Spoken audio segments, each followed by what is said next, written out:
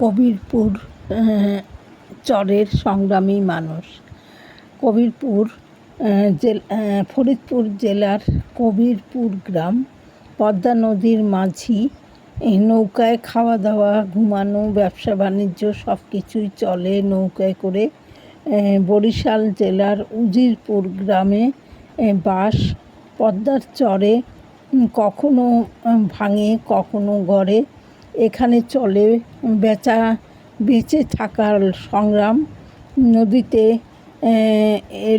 নদীর কাছে এলে মাছ ধরার কলাকৌশল খুব সুন্দরভাবে উপভোগ করা যায়।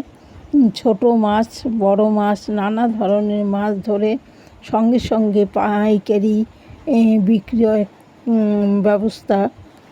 এই চরে সব কাজ চলে নৌকায় করে।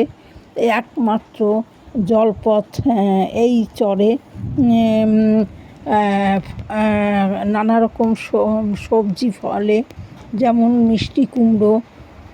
তারপরে তোমার নৌকায় করে এনে পরে ঘোড়ার গাড়ি করে করিমপুর